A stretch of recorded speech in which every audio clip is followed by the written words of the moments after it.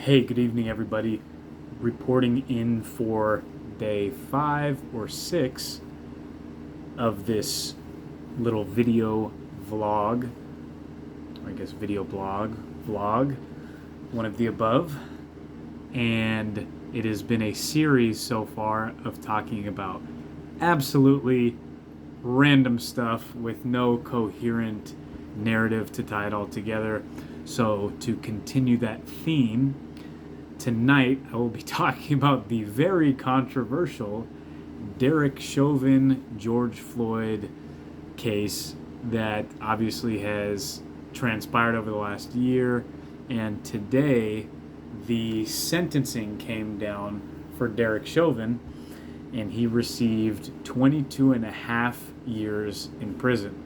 And this came out online today. The headlines came out. He received this sentence, and which initiated some lighthearted, friendly banter and debate among a group thread, a social media group thread that I'm a part of, and essentially along the lines of what a police officer should be held responsible for when executing their profession, when they're in the line of duty. So I guess I just wanted to talk about a few ideas that are relevant to this topic. This is obviously a very provocative subject.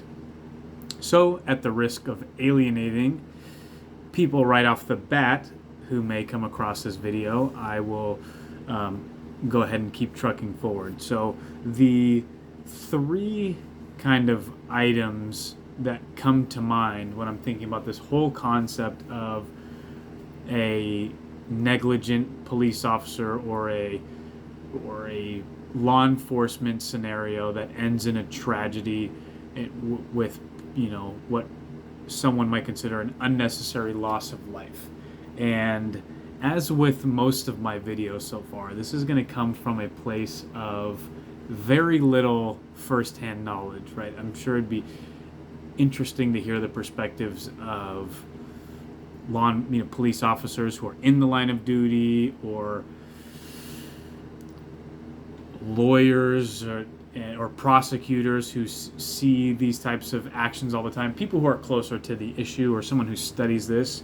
So this is just a layman speaking from an armchair and offering my untested opinions on the matter. So if there's three issues I would bring to the table, it would be as follows. So number one would be the training of police officers. Number two would be the dynamic that's created as a result of the war being waged on drugs in the United States. And then number three would be the government monopoly and ever centralization of law enforcement. Right? So the main point that I want to make when it comes to training is this analogy that I started thinking of, and there's a couple different directions it could go. You could either put an analogy between law enforcement and surgeons, or between law enforcement and barbers. And maybe I'm thinking of barbers because I just got my haircut today. But I feel like this topic gets overlooked, or it gets polarized in the realm of some people fully think any action an officer makes in the line of duty is completely excusable because it's a dangerous job and they get a lack of training. Meanwhile, you have people on the other end of the spectrum that say, hey, you picked this profession and it doesn't matter what your level of training is. If you step out of bounds, if you do something negligent or irresponsible or even intentionally malicious, you deserve to be punished to the fullest extent of the law, right? So there's those two extremes. And without even leaning towards one extreme or the other, I think I would just point to kind of the matter of fact result of the training standards that are in place for law enforcement, and pose the question of, what do we expect would happen? What do we expect would be the result? If surgeons have, as a baseline, 8 years of training, 4 years of undergraduate, 4 years of medical school, follow-on training of a residency, all this training, and they practice that profession or surgery day in, day out, refining that skill, doing it at all times. And yet there still exists deaths on the operating room table.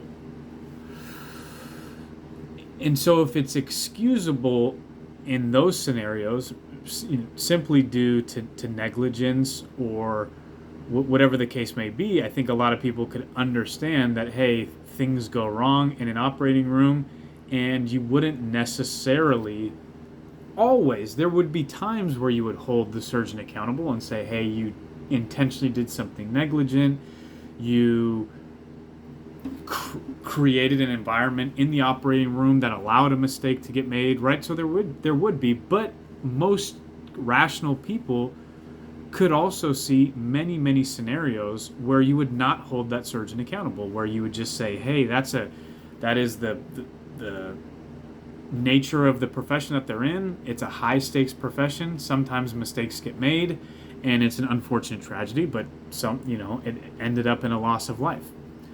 Well, if you take that same concept and turn it towards police officers and look at the level of training, again, not the exact profession, because as I was laying this analogy out, I got the response of, well, hey, doctors are trying to save lives, but in some scenarios, police officers enter a scenario and it results in a loss of life where maybe it didn't need to otherwise. So I'm not making an analogy between the actual acts that they perform.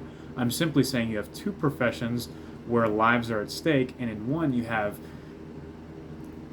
roughly a decade worth of training, and then the other you have a crash course. I think what most people would define as an insufficient amount of training, as well as an insufficient amount of recurring training and professional development. And on top of that, a lack of actually practicing the skills that they might need in those most crucial moments. And by that I mean, in the case of the surgeon, you have someone who learns the skill, learns the trade, and then is practicing it every time they step into the operating room. Meanwhile, when you have a police officer in the most extreme circumstances where they're having to use force or they're having to use lethal force and make that decision, that may never happen in an entire career. Or it may happen once, or it may happen just a handful of times. So they're not getting that same repetition of making those high stakes decisions day in and day out, right? A majority of their time might be spent in a more monotonous, routine type of activity, traffic stops, or routine things that don't require the same rapid, high stakes decision making. And yet when they're thrust after a year on the job, 5 years on the job, 10, 15, 20 years on the job, they're thrust into a high stakes environment, it seems reasonable that mistakes would be made. I'm not saying that that is an ideal outcome. I'm not saying that there's no weak link in the chain that could be fixed. I'm simply saying you can't look past the level of training as an insignificant part of the equation. So that being said, another dynamic that I think is dangerous and leads to a lot of the friction and the friction between the public and police officers, as well as a lot of the tragic stories that get trotted out in front of us over the last year is this idea of this war on drugs, right? It creates a dynamic where now police officers are in an offensive mindset. If they suspect you of possessing or being under the influence of certain drugs, that now gives them a right. And again, I don't know the legal definitions of which lines, which lines are where in regards to if they suspect you're under the influence of drugs or you might be possessing them, what authority that gives them. But regardless, throw some of the technical considerations to the side and just think of the mentality where you're no longer now policing crimes that are harming other people. Hey, if you have assaulted this person, hey, if you've done a hit and run, if you've mugged somebody, where you went and harmed someone else, and now they're going to go, arrest you and hold you, and the legal system will hold you accountable. They've now been charged with the act of preventing people from ingesting substances that they would otherwise ingest voluntarily, right? So if someone wanted to ingest ecstasy, Molly, cocaine, shrooms, a whole host of substances that would alter their state of mind, a police officer has the right to get in between them and that act, right? And so now what would have otherwise been a voluntary personal act that would in many cases affect nobody else, we've given law enforcement the authority to interfere with that. And that, again, I just think creates many dynamics where they're able to step further into our lives than we may otherwise want them. If we relieve them of that duty, if we change the law to say, hey, if someone wants to consume a substance and it's only going to affect them, then they're within their rights to do so, and we are not going to ask police officers to involve themselves in that process. The one issue with this concept that I think people will have, or people do have when it gets brought up, is but it doesn't just affect them. If I consume a substance that alters my state of mind, like if I'm on PCP and now I'm out rampaging in the streets, which was an example that was brought up by a friend as we were having this discussion online,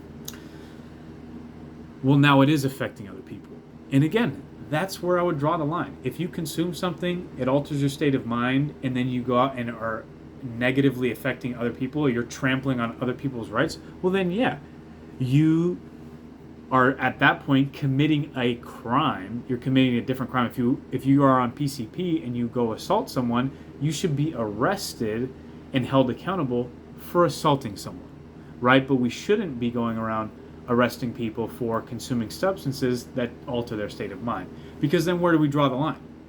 Do we say that, hey, if someone consumes a bad diet, ultimately it's going to harm them and harm their health to the point where they would need to, they may become obese and need medical attention, for heart disease or something along those lines?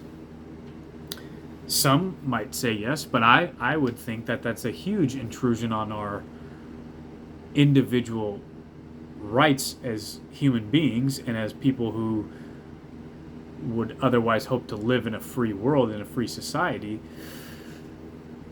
So by extension, there's no logical place to draw that line of where we would allow the government to step in and regulate what it is we're allowed to consume, what it is we're allowed to put in our own body that only affects us.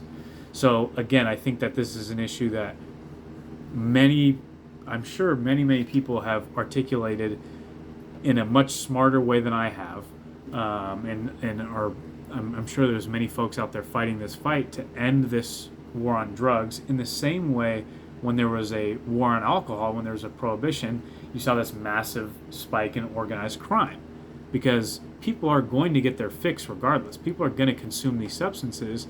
So it's just a matter of whether they're able to do it in the free market, in the open legal market, or whether it's going to be done in a black market. And anytime you have a black market, you are inviting crime, you're inviting violence, you're inviting putting law enforcement in more harm's way.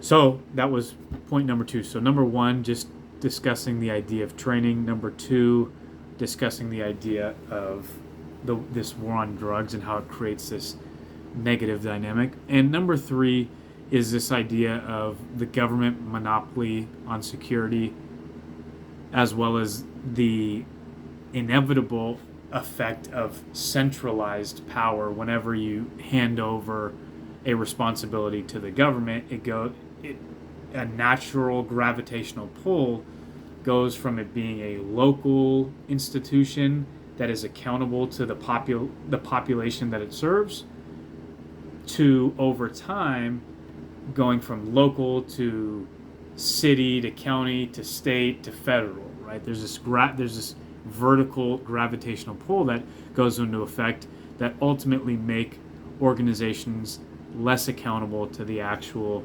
population that it serves. And this wasn't necessarily an idea that I saw an issue with, and I guess I'm maybe still working out the idea on the fly and trying to understand where I land on it. But the idea that we ask, or that through government we have decided collectively that we will take care of our personal security through government means seems like a given. We're used to that structure. We can't necessarily imagine it being any other way. And so back to this Michael Malice individual that I mentioned in one of my previous videos, he questions the idea of a government monopoly on security. And makes an interesting case the same way that we all have, the way he puts it, hey, we all have a cell phone service, your security could be provided the same way. It would be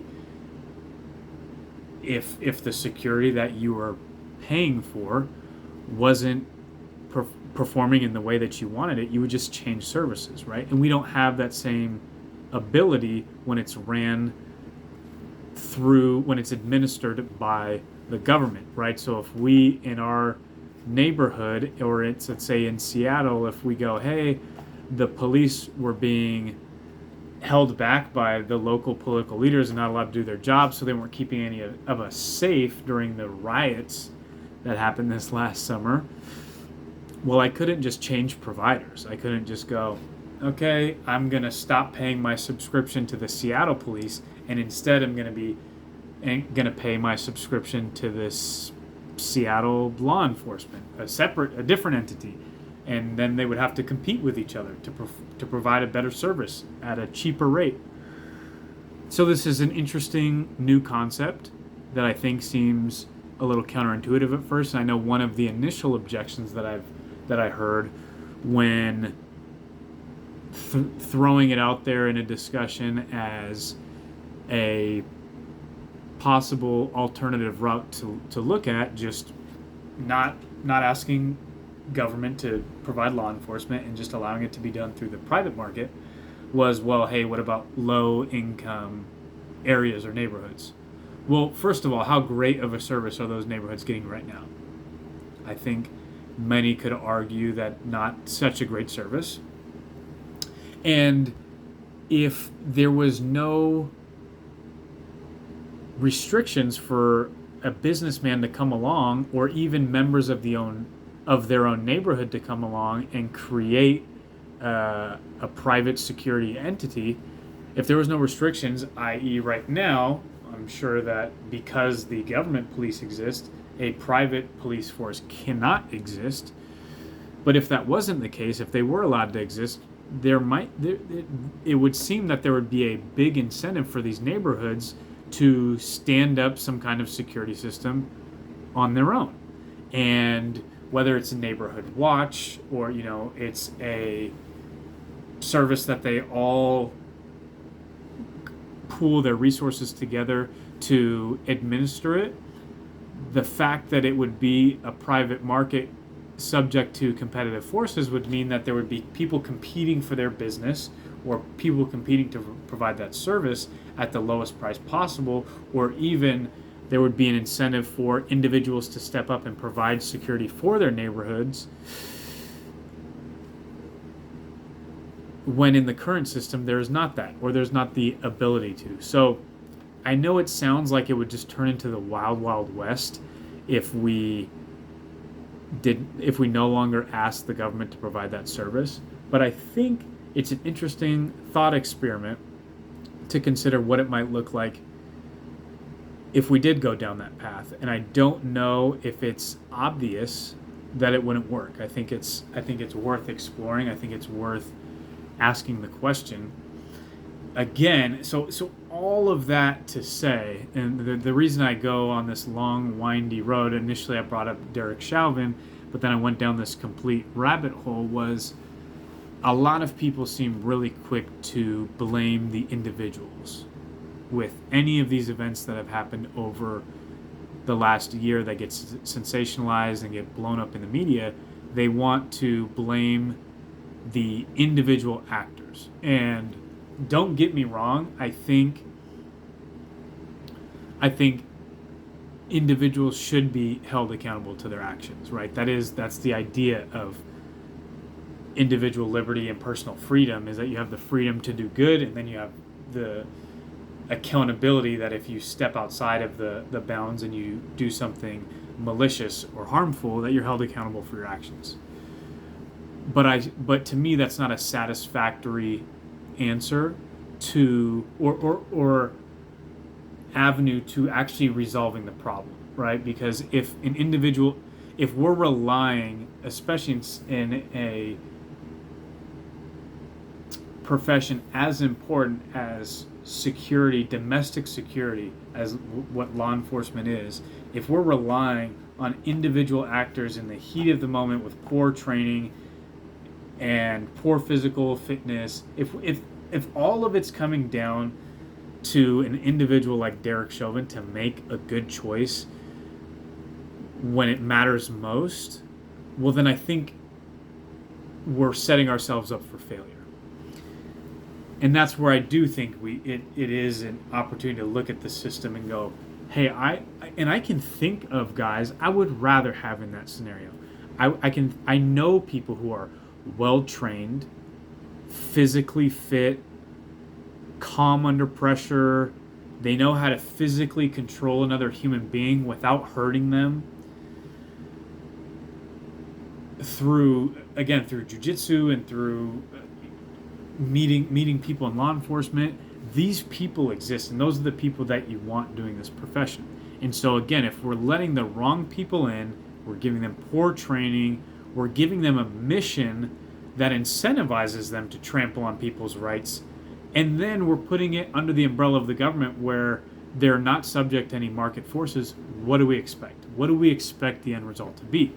Again, we can go around playing whack-a-mole and punishing these individual actors for essentially being the result of the mechanism that they're a part of, or we can go, how do we fix the mechanism?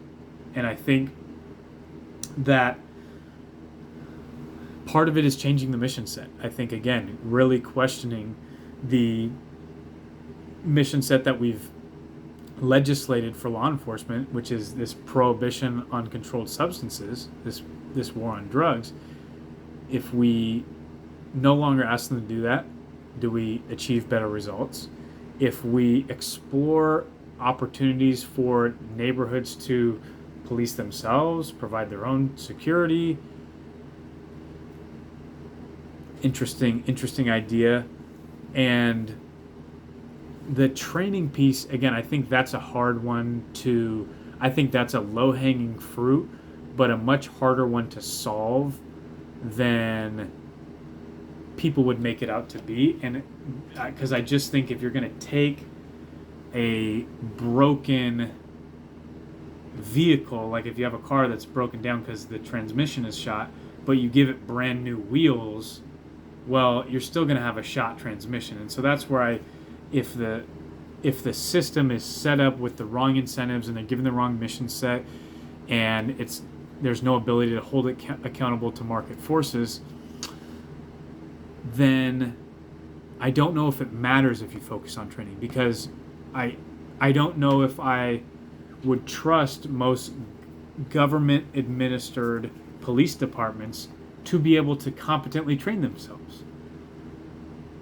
So that's why, to me, it's the biggest issue, but it's not an aspect that you could fix necessarily without changing some dynamic or incentive structure, because again, to look to better train police officers, you would have to have a competent methodology, a competent frequency of training, and someone to competently administer that training. And I just can't imagine in any widespread capacity any government organization being able to do that. So that's where I think you have to fix some of these other, whether it's incentive based or the mission that we task them with first, and then explore what options you have to better train these people. Because I think if you just train them better and better and better to administer the war on drugs, which incentivizes trampling on people's rights, well, I don't know if I necessarily want that. I don't know if I necessarily want people who are more effective at trampling on people's rights. So, all that being said, there you go. There's just some thoughts coming straight off the dome, and would appreciate hearing any feedback, or what are your thoughts? What are you seeing in society today, or in these series of events that could be improved upon? How can we make the world that we live in a better place? So with all that being said, hope you're all having a great evening and a great weekend. I know it's hot up here in the Northwest. Gonna definitely jump in the water this weekend. But all that being said, appreciate anyone tuning in, and hopefully this wasn't too provocative of a subject, because I think we have to be able to talk about these really important but tough issues in a dispassionate way